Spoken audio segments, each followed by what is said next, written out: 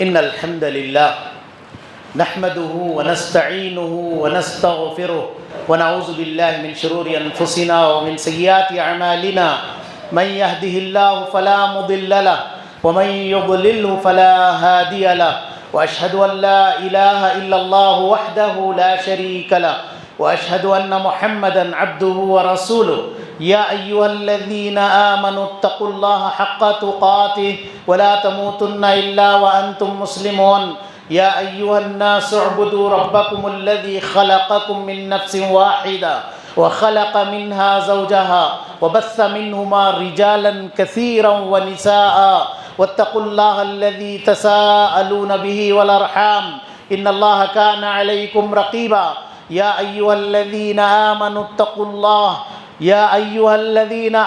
اتقوا الله حق تقاته ولا تموتن إلا وأنتم مسلمون يا أيها الناس اعبدوا ربكم الذي خلقكم من نفس واحدة وخلق منها زوجها وبث منهما رجالا كثيرا ونساء واتقوا الله الذي تساءلون به والأرحام إن الله كان عليكم رقيبا يا أيها الذين آمنوا اتقوا الله وقولوا قولا سديدا يصلح لكم أعمالكم ويغفر لكم ذنوبكم ومن يطع الله ورسوله فقد فاز فوزا عظيما أما بعد فإن خير الحديث كتاب الله وخير الهدي هدي محمد صلى الله عليه وسلم وشر الأمور محدثاتها وكل محدثة بدعة وكل بدعة ضلالة وكل ضلالة في النار فقد قال الله تبارك وتعالى في القرآن المجيد والفرقان الحميد يا أيها الذين آمنوا لا تأكلوا أموالكم بينكم بالباطل إلا أن تكون تجارة عن تراض منكم بھائیو بزرگوں، تمام تعریفیں، حمد و ثنا، کبریائی و بڑائی اس اللہ وحدہ لا شریک کے لیے لائق و زیبا ہے جس نے ہمیں اور آپ کو پیدا فرمایا۔ بیش بہا درود و سلام ہو آخری نبی سید المرسلین محمد الرسول اللہ صلی اللہ علیہ وسلم پر، جنہیں اللہ رب العالمین نے رحمت للعالمین بنا کر کے مبعوث فرمایا۔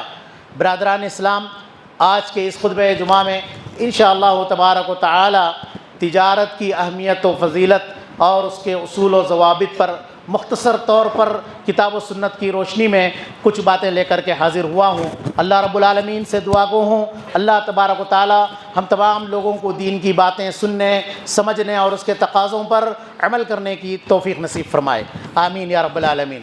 بھائیوں بزرگوں، عام طور پر لوگوں کے ذہنوں میں یہ تصور پایا جاتا ہے کہ دین اسلام کا تعلق مساجد اور عبادات تک محصور ہے۔ اسی لیے آپ دیکھیں گے کہ ایک آدمی بہت بڑا عبادت گزار ہے، بہت پابندی کرتا ہے عبادات میں، لیکن معاملات میں وہ ادھورا اور کچا نظر آتا ہے، کیونکہ اس نے کما حقہ معاملات کو دین اسلام کا حصہ نہیں سمجھا۔ اس نے دین اسلام کو عبادات تک اور مساجد تک محصور کیا۔ بھائیوں، دین اسلام ایک مکمل نظام حیات ہے۔ جس طرح سے وہ ہمیں عقائد میں، اخلاق میں زندگی مکمل رہنمائی فرماتا ہے، اسی طریقے سے زندگی کے ہر شعبے میں ہمیں مکمل رہنمائی فرماتا ہے۔ تجارت میں، بزنس اور کاروبار اور جتنے بھی معاملات ہیں، تمام معاملات میں مکمل رہنمائی فرماتا ہے، کیونکہ یہ دین اسلام مکمل نظام حیات ہے۔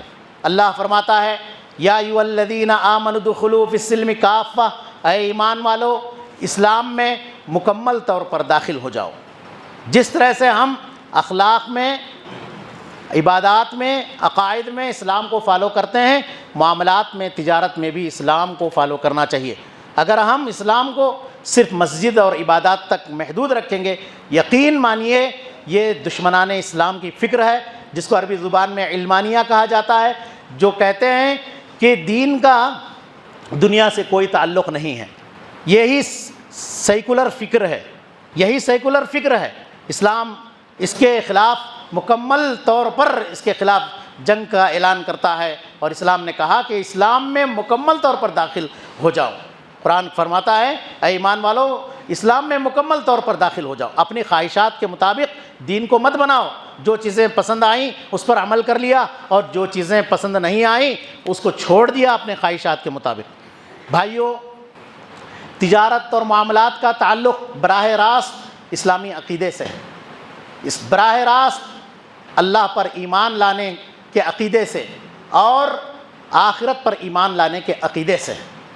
اللہ فرماتا ہے وَيْلٌ لِّلْمُطَفِّفِينَ الَّذِينَ إِذَا اكْتَالُوا عَلَى النَّاسِ يَسْتَوْفُونَ وَإِذَا كَالُوهُمْ أَوْ وَزَنُوهُمْ يُخْسِرُونَ أَلَا يَظُنُّ أُولَٰئِكَ أَنَّهُمْ مَبْعُوثُونَ۔ ذرا غور کیجئے ان آیات میں، اللہ فرماتا ہے جہنم کی وادی ہلاکت و بربادی ہے ناپ تول میں کمی کرنے والوں کے لیے۔ جب وہ ناپ تول کرتے ہیں تو جب وہ اذا اکتالوا علی الناس، جب لوگ ناپ تول کر کے جب اپنا حق لیتے ہیں تو پورا پورا لیتے ہیں، اور جب ناپ تول کر کے کسی کو اپنا حق دینا ہوتا ہے تو اس میں کمی کر دیتے ہیں، ڈنڈی مار دیتے ہیں۔ ایسے لوگوں سے اللہ نے خطاب فرمایا الا یظن اولئک انہم مبعوثون، کیا انہیں یقین نہیں ہے آخرت کے بارے میں؟ آخرت پر یقین نہیں ہے ان لوگوں کو کہ قیامت کے دن اٹھائے جانا ہے، حساب و کتاب ہے، اور ہر چیز کا آپ کو جواب دینا ہے۔ تو اس طرح سے پتہ یہ چلا کہ جس آدمی کا جتنا عقیدہ مضبوط ہوگا اتنے اس کے معاملات صاف ستھرے ہوں گے، سیدھے ہوں گے، امانت داری پر، سچائی پر مبنی ہوں گے، اور جس آدمی کا عقیدہ جتنا کمزور ہوگا اتنے ہی اس کے معاملات میں جھول، کمی اور نقص پایا جائے گا۔ بھائیو، اسلام میں تجارت کی بڑی اہمیت اور فضیلت آئی ہے، چنانچہ اللہ تبارک و تعالی قرآن مجید میں تجارت کی اہمیت اور فضیلت کو بیان کرتے ہوئے فرماتا ہے فَإِذَا قُضِيَتِ الصَّلَاةُ فَانْتَشِرُوا فِي الْأَرْضِ، جب نماز پوری ہو جائے، جمعہ کی نماز سے متعلق ہے، جب نماز پوری ہو جائے فَانْتَشِرُوا فِي الْأَرْضِ، زمین میں پھیل جاؤ، وَابْتَغُوا مِنْ فَضْلِ اللَّهِ، اللہ کے فضل کو تلاش کرو۔ سورہ جمعہ کی آیت ہے۔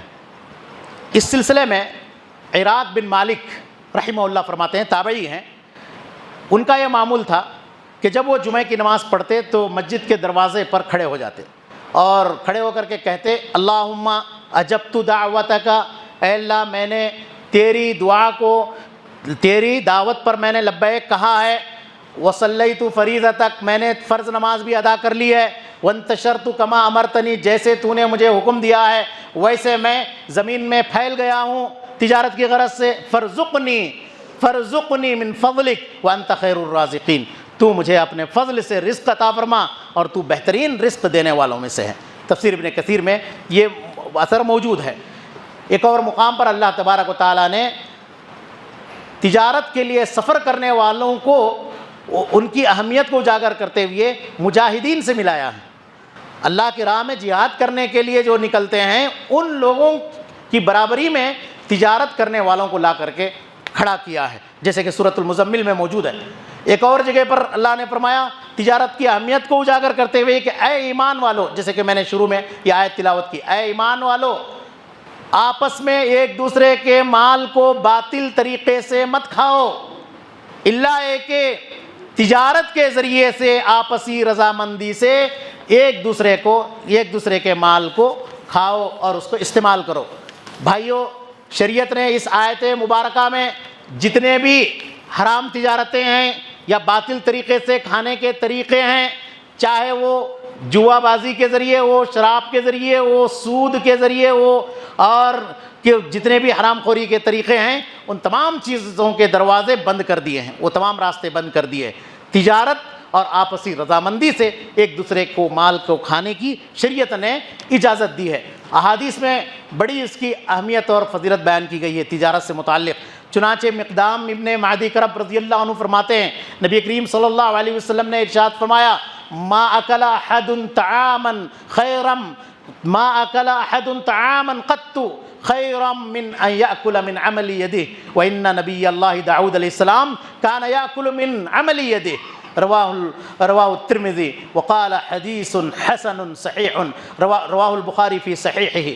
اور صحیح بخاری کی یہ روایت ہے کہ نبی صلی اللہ علیہ وسلم نے ارشاد فرمایا کوئی بھی بندہ اپنے ہاتھ کی کمائی سے بہتر کوئی کمائی نہیں کھایا ہے، اور اللہ کے نبی داؤد علیہ السلام اپنے ہاتھ کی کمائی سے کھایا کرتے تھے۔ صحیح مسلم کی روایت میں آتا ہے کہ کانا زکریا نجارن، زکریا علیہ السلام یہ بڑھئی کا کام کرتے تھے، اور قرآن میں خود شعیب علیہ السلام، موسیٰ علیہ السلام شعیب علیہ السلام کے پاس مزدوری 10 سال تک انہوں نے مزدوری کی، 10 سال تک ان کی بکریاں چرائیں۔ اسی طریقے سے نبی صلی اللہ علیہ وسلم فرماتے ہیں، صحیح مسلم کی روایت ہے کہ کوئی بھی نبی، جتنے انبیاء کو اللہ تبارک و تعالیٰ نے بھیجا ہے، کوئی بھی نبی ایسا نبی نہیں ہے جنہوں نے بکریاں نہ چرائی ہوں۔ خود محمد صلی اللہ علیہ وسلم اہل مکہ کی بکریاں چرایا کرتے تھے چند قیرات کے عوض میں، چند درہم کے عوض میں۔ بھائیو، اگر آپ نبی صلی اللہ علیہ وسلم کے بارے میں اور جاننا چاہتے ہیں تو جانیے کہ نبی کریم صلی اللہ علیہ وسلم بچپن ہی سے آپ نے تجارت کرنا شروع کر دیا تھا۔ خود معروف ہے کہ نبی صلی اللہ علیہ وسلم خدیجہ رضی اللہ عنہا کے مال سے تجارت کیا کرتے تھے۔ آپ کی دیانتداری اور سچائی دیکھ کر کے خدیجہ رضی اللہ عنہا نے نبی صلی اللہ علیہ وسلم کو نکاح کا پیغام بھیجا اور آپ سے بالآخر نکاح ہوا۔ بھائیو، آگے دیکھیں کہ آپ کس قدر تجارت میں دیانتداری سے کام لیا کرتے تھے، سچائی سے کام لیا کرتے تھے، تجارت میں کسی سے جھگڑا نہیں کرتے تھے۔ نبی صلی اللہ علیہ وسلم کی تجارت کے کچھ نمونے آپ ملاحظہ فرمائیں۔ حدیث میں آتا ہے، صحیح بخاری کی روایت ہے، نبی کریم صلی اللہ علیہ وسلم نے ایک غلام خریدا۔ جب غلام خریدا تو لکھا پڑھائی ہوئی اس کی، عدہ بن خالد رضی اللہ عنہ سے غلام خریدا تھا، اور اس میں مکاتبہ ہوا، بیع نامہ لکھا گیا۔ اس بیع نامہ میں کیا موجود تھا؟ اس بیع نامہ میں یہ چیز موجود تھی، ھذا مشترى محمد صلی اللہ علیہ وسلم من العدہ ابن خالد بیع المسلم من المسلم لا داعا ولا خبثة ولا غائلة۔ صحیح بخاری کی روایت ہے، یہ وہ بیع نامہ ہے، یہ وہ بیع کا تحریر نامہ ہے جس کو محمد صلی اللہ علیہ وسلم نے عدہ بن خالد رضی اللہ عنہ سے خریدا ہے۔ اس غلام میں دیکھو وضاحت ہو رہی ہے، اس غلام میں کوئی بیماری نہیں ہے، ولا خبثتاً، نہ یہ چوری کا غلام ہے، اور نہ ہی یہ غلام زنا کرتا ہے، اور نہ ہی یہ حرام مال کا یہ غلام ہے۔ اس طرح سے وضاحت ہو گئی، اس طرح سے نبی صلی اللہ علیہ وسلم وضاحت کے ساتھ خرید و فروخت کیا کرتے تھے۔ پیارے نبی صلی اللہ علیہ وسلم کی خرید و فروخت کا ایک نمونہ اور ملاحظہ فرمائے۔ نبی صلی اللہ علیہ وسلم صحابہ اکرام ایک جنگ میں تھے، اس وقت جابر رضی اللہ عنہ کا اونٹ سست پڑ گیا اور پیچھے ہو گیا۔ نبی صلی اللہ علیہ وسلم ان کے دیکھا کہ جابر رضی اللہ عنہ سب سے پیچھے چل رہے ہیں، آپ صلی اللہ علیہ وسلم ان کے پاس جا کر کے پوچھے کیا بات ہے جابر؟ انہوں نے کہا اللہ کے رسول صلی اللہ علیہ وسلم یہ اونٹ سست ہو چکا ہے، چلنے میں آگے نہیں بڑھ رہا ہے۔ تو آپ صلی اللہ علیہ وسلم نے ایک ٹیڑھی لکڑی لے کر کے آپ نے اس کو ہانکا، اور ہانکنے کے بعد وہ تیزی سے دوڑنے لگا، اور اتنا تیزی سے دوڑنے لگا کہ نبی صلی اللہ علیہ وسلم کی سواری سے بھی آگے بڑھنے لگا۔ جابر رضی اللہ عنہ کہتے ہیں کہ میں نے اس کی رفتار کو کم کرنا پڑتا تھا، اس کی ضرورت پڑ گئی۔ اس کے بعد نبی صلی اللہ علیہ وسلم نے پوچھا جابر رضی اللہ عنہ کی حالت کے بارے میں معلوم کی کہ آپ نے شادی کی ہے؟ تو انہوں نے کہا کہ ہاں، کہا کہ باکرہ لڑکی سے یا سیبہ عورت سے آپ نے شادی کی ہے؟ انہوں نے کہا کہ سیبہ عورت سے میں نے شادی کی ہے۔ پھر آپ نے فرمایا کیوں نہیں آپ نے باکرہ لڑکی سے شادی کی، وہ تم سے کھیلتی اور تم اس سے کھیلتے؟ کہا کہ اللہ کے رسول صلی اللہ علیہ وسلم دراصل میری چند بہنیں ہیں، ان کی نگرانی، ان کو اکٹھا کرنا، ان کی نگرانی کرنا، اور ان کو کنگھی کرنے والی عورت چاہیے تھی، اس لیے میں نے سیبہ عورت سے، بیوہ عورت سے میں نے شادی کی۔ تو پھر نبی کریم صلی اللہ علیہ وسلم نے کہا کہ دیکھو جب تم سفر سے گھر لوٹو تو عقل مندی سے کام لینا، صبر سے، تحمل سے کام لینا۔ اور اس کے بعد نبی کریم صلی اللہ علیہ وسلم مدینہ پہنچ گئے اور ان کے پیچھے جابر رضی اللہ عنہ پہنچ گئے۔ آنے کے بعد ملاقات ہوئی نبی صلی اللہ علیہ وسلم کی جابر رضی اللہ عنہ سے۔ نبی صلی اللہ علیہ وسلم نے فرمایا کہ مسجد میں داخل ہو جاؤ، اپنے اونٹ کو کھڑا کرو مسجد سے باہر اور 2 رکعت نماز پڑھ لو۔ ادھر بلال رضی اللہ عنہ کو آپ نے حکم دیا کہ ایک اوقیہ تول کر کے رکھنا، چونکہ نبی صلی اللہ علیہ وسلم نے سفر ہی میں آپ نے جابر رضی اللہ عنہ کا اونٹ ایک اوقیہ میں خرید لیا تھا، جابر رضی اللہ عنہ کا اونٹ ایک اوقیہ میں خرید لیا تھا۔ پھر مدینہ آنے کے بعد آپ نے کہا کہ تو بلال رضی اللہ عنہ کو کہ اوقیہ تیار رکھنا۔ اس کے بعد بلال رضی اللہ عنہ تول کر کے بلکہ زیادہ ہی اوقیے سے زیادہ وزن کر کے آپ نے تیار رکھا.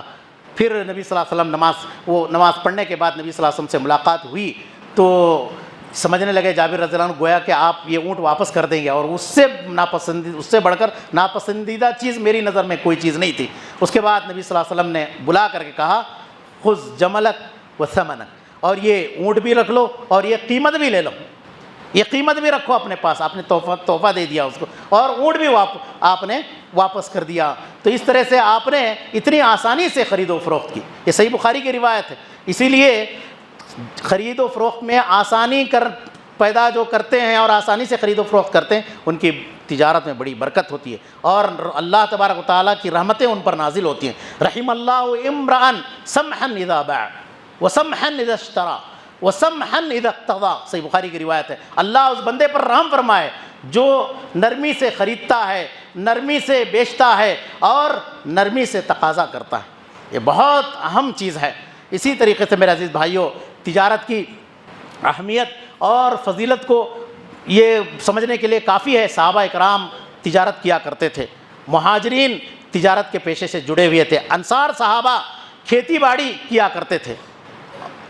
آپ کو وہ واقعہ معروف ہے، عبد الرحمن بن عوف رضی اللہ عنہ کا نبی صلی اللہ علیہ وسلم نے بھائی چارگی کرائی تھی ربیب رضی اللہ عنہ سے. تو وہاں پر دیکھیے کہ عبد الرحمن بن عوف رضی اللہ عنہ نے پیش قدمی کی تھی. کس سے؟ بھائی چارگی کی سعد بن ربیع رضی اللہ عنہ سے کروائی تھی. پیش قدمی کی تھی عبد الرحمن بن عوف نے کہ آدھی جائیداد لے لو اور میں تمہاری شادی کرا دوں گا. انہوں نے کہا کہ مجھے بازار کا راستہ بتلاؤ، بازار کا راستہ بتلاؤ. اور آخر میں وہ اللہ تعالیٰ نے ان کی شادی کا انتظام بھی کر دیا اور بہت بڑے تاجر بھی بن گئے. ہم لوگ تجارت کیوں کرتے ہیں؟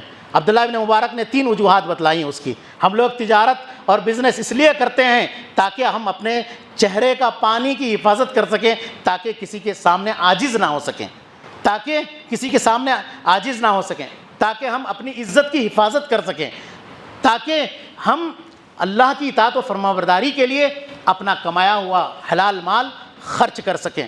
اس لیے ہم کیا کرتے ہیں؟ تجارت کرتے ہیں.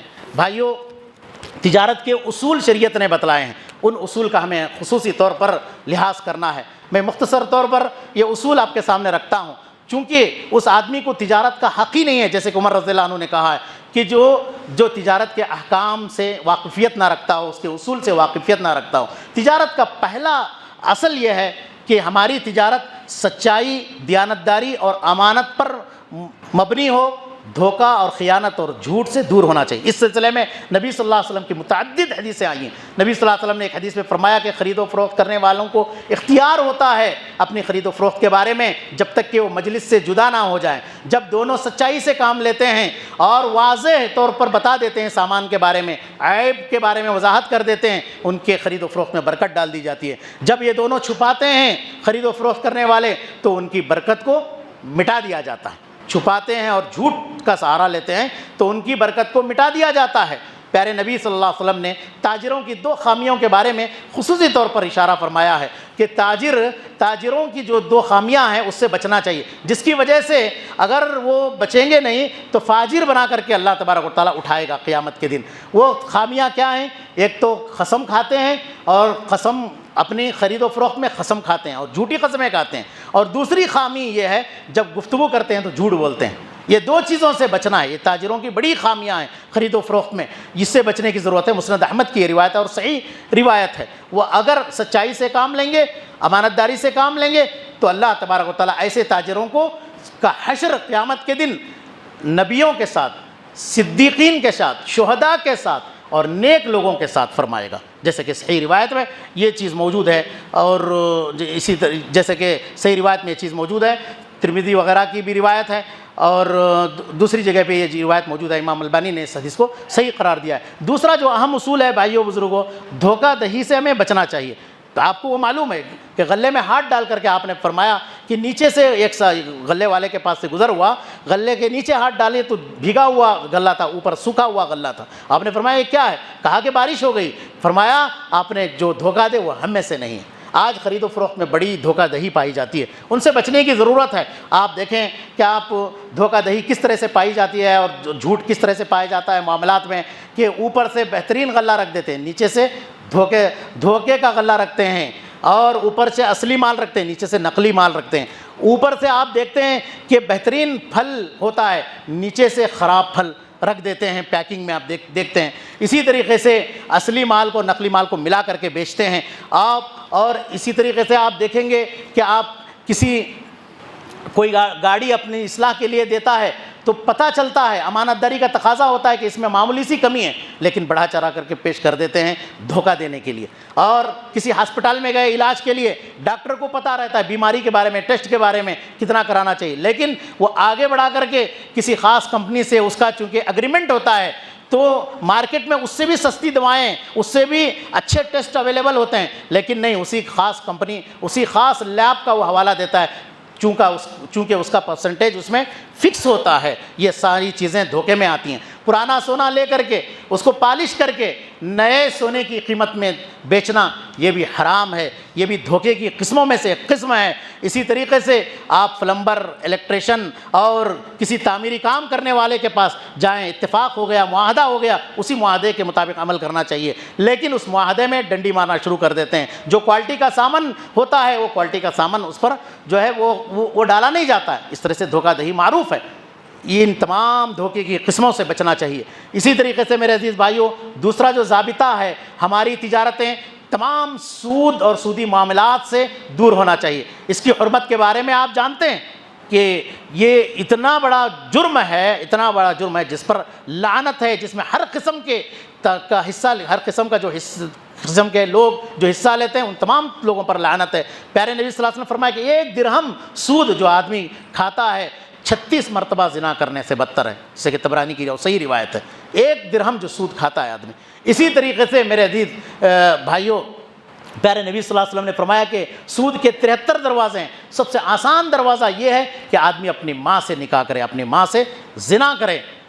یہ بہت ہی گھنونا جو ہے عمل ہے، لہٰذا ہمارے معاملات سود سے پاک ہونا چاہیے۔ اب دیکھو سود کی رائج شکلوں میں آپ دیکھیں گے کہ لون لینا، سودی کاروبار کے لیے، تجارت کے لیے، دکان کے لیے، مکان کے لیے لون لینا عام بات ہے، جبکہ یہ حرام ہے۔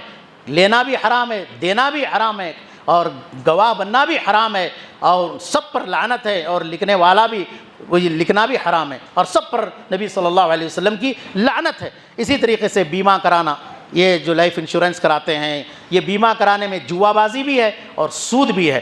اسی طریقے سے میرے عزیز بھائیوں، ہم اور آپ جانتے ہیں کہ مکان لیز پر لینا یہ بھی حرام ہے۔ کل قرض جر نفعا فهو ربا، کہ ہر وہ قرض جس کے پیچھے نفع وابستہ ہے وہ سود ہے۔ اور اس کے سلسلے میں آپ جانتے ہیں ابو ہریرہ رضی اللہ عنہ جب مدینہ تشریف لائے تو عبداللہ بن سلام رضی اللہ عنہ نے کہا تھا کہ یہاں بہت سود کا رواج ہے، یہاں پر انہوں نے کہا کہ ہمارے گھر آؤ، انہوں نے جو کھلایا اور پانی پلایا، اور کہا کہ یہاں پر اگر تمہارا کسی پر حق ہے تو کسی سے بھوسا، چارہ، جو تحفے میں نہیں لینا، اس لیے کہ یہ حرام ہے۔ ایسا قرض جس کے پیچھے کوئی نفع وابستہ ہو تو وہ حرام ہے، تو اس لیے لیز پر لینا یہ سب چیزیں کیا ہیں؟ حرام ہے، جائز نہیں ہے۔ اسی طریقے سے میرے عزیز بھائیوں، سودی کمپنیوں میں شیئرز خریدنا یہ بھی حرام ہے، جائز نہیں ہے۔ اور ایسی کمپنیاں جس کا کاروبار تو حلال ہے لیکن لین دین سودی ہے، وہ بھی جائز نہیں ہے۔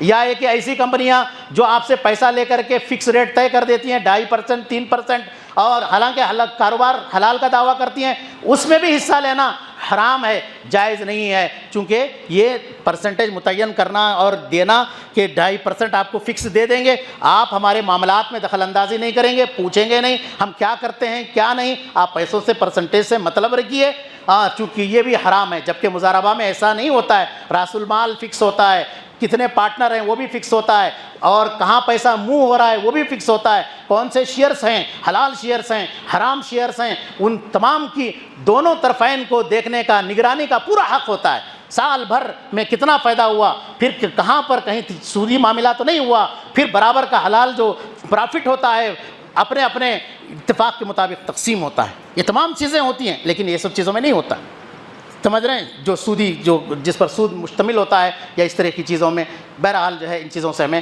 بچنے کی ضرورت ہے۔ اسی جو اسلامی طریقے سے تجارت اور کمپنیاں کوئی مسئلہ نہیں، لیکن یہ جو دعویٰ کر کے حلال طریقے سے اور حرام اس میں چیزوں کو شامل کر دینا یہ جائز نہیں۔ اسی طریقے سے میرے عزیز بھائیوں ایک اور آخری اصول یا بتا کر کے میں اپنی بات کو ختم کرتا ہوں، حرام کردہ چیزوں سے تجارت نہیں کرنا چاہیے۔ شریعت نے جن چیزوں کو حرام کیا ہے وہ تمام چیزوں سے بچنا ہے۔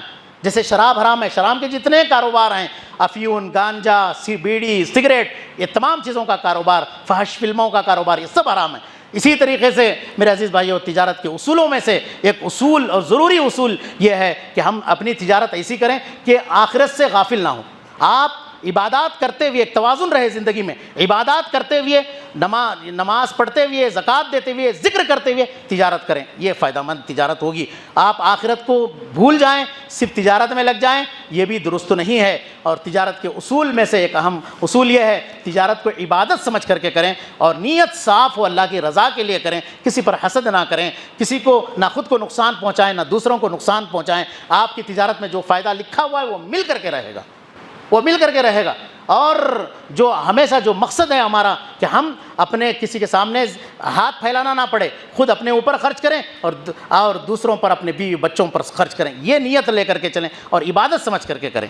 اور صبح سویرے تجارت کرنے کی کوشش کریں، نکلنے کی کوشش کریں، چونکہ نبی صلی اللہ علیہ وسلم کی دعا ہے اللہم بارک لی امتی فی بکوریا، اے اللہ میری امت کے صبح کے اوقات میں تو برکت عطا فرما۔ جو تجارت صبح سویرے آپ تجارت کے لیے نکلیں گے تو اس میں نبی صلی اللہ علیہ وسلم کی دعا اور برکت شامل حال رہے گی۔ اللہ عز و جل سے میں دعا گو ہوں اللہ تبارک و تعالی ہم تمام لوگوں کو حلال تجارت کرنے کی توفیق نصیب فرمائے، حرام تجارتوں سے، اللہ کے حرام کردہ پابندیوں سے ہمیں محفوظ رہنے کی توفیق نصیب فرمائے۔ اقول قولی ھذا واستغفر اللہ لی ولکم ولسائر المسلمین فاستغفروہ انہ ھو الغفور الرحیم۔